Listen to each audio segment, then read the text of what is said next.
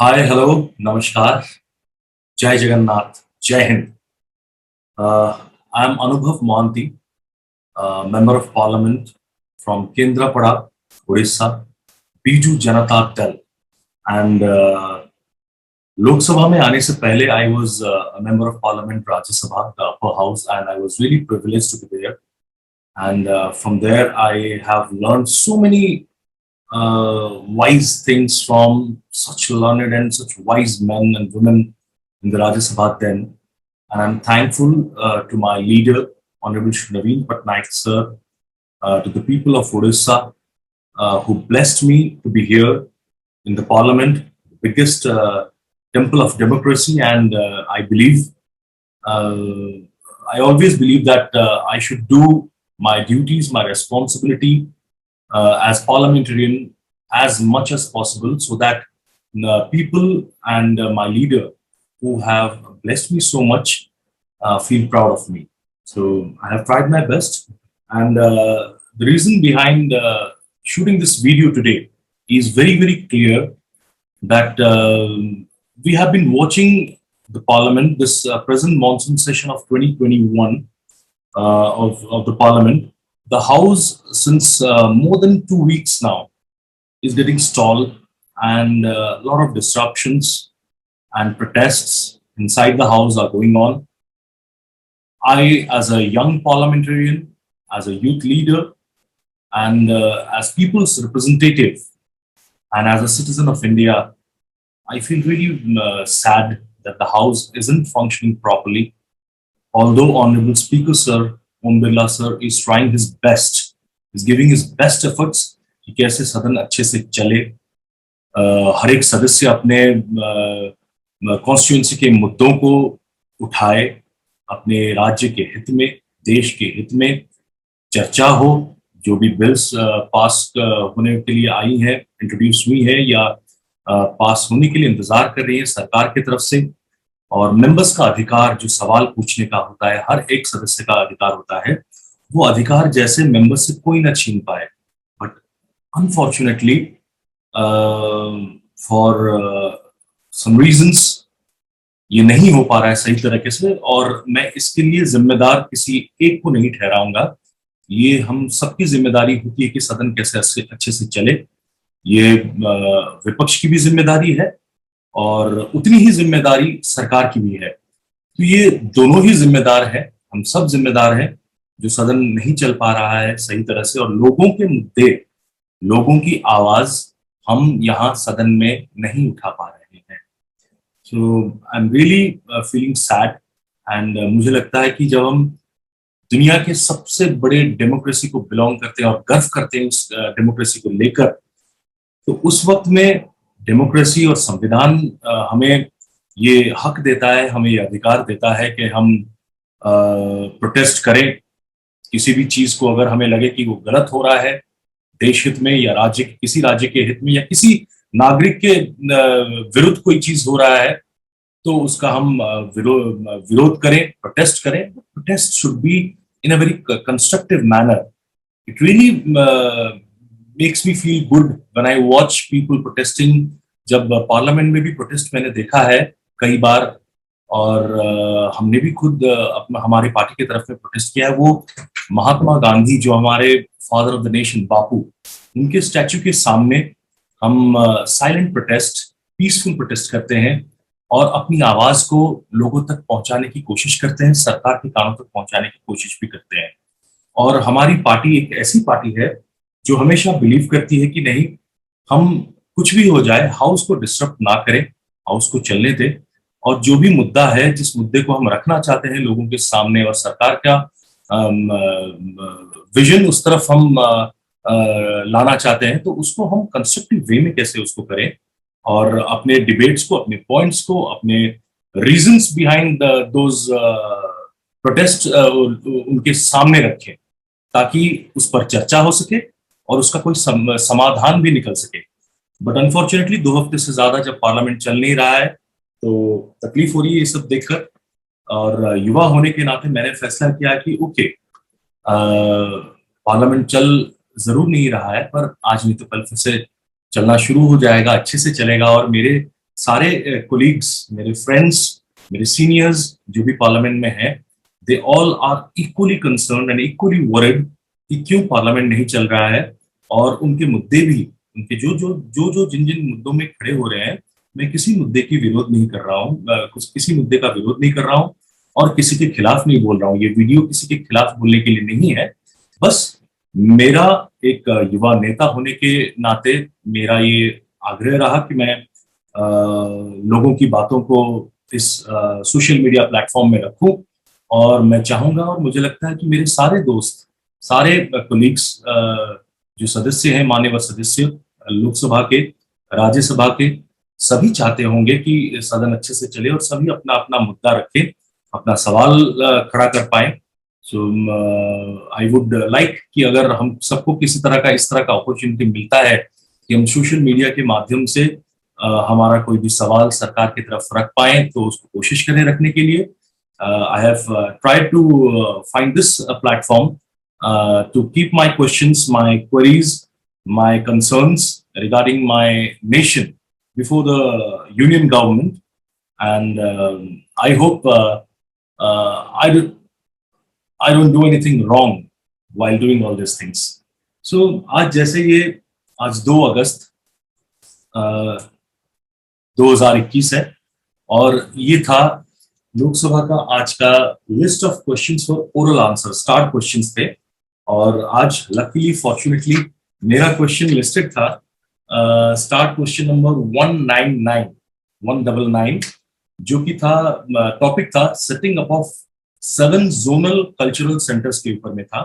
मैं इस सवाल के ऊपर मैं अपना सप्लीमेंट्री इस वीडियो के माध्यम से रखूंगा, पर उससे पहले कुछ और सवाल भी थे आज के लिस्ट में शामिल हुए थे, जिन पर मैं अपना थोड़ा बहुत व्यूज या कुछ क्वेरीज, कुछ क्वेश्चंस रखना चाहूंगा।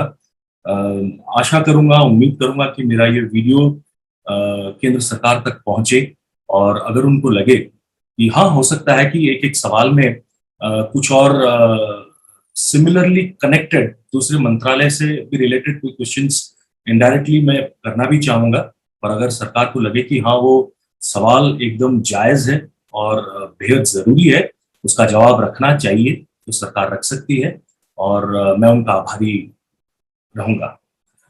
तो मेरा आज का सबसे पहला इस वीडियो के माध्यम से सवाल ये रहेगा, जो कि स्टार्ट क्वेश्चन नंबर 183 था, श्री हेमंत तुकाराम गौडसे जी का था, श्री AKP चिनराज जी का था।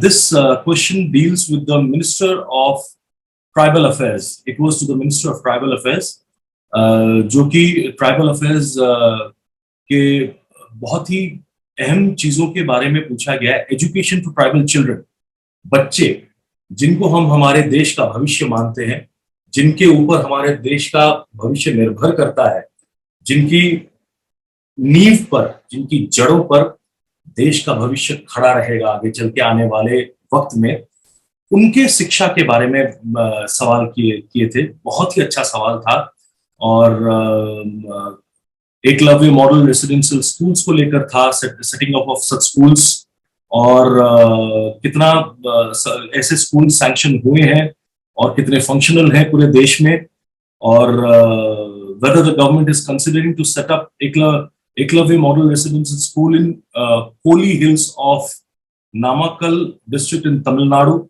This was very specific और माननीय मंत्री जी ने भी अपना जवाब रखा है। मैं अपना एक सवाल इस सवाल को जोड़ते हुए रखना चाहूंगा माननीय मंत्री जी से, honourable minister of tribal affairs.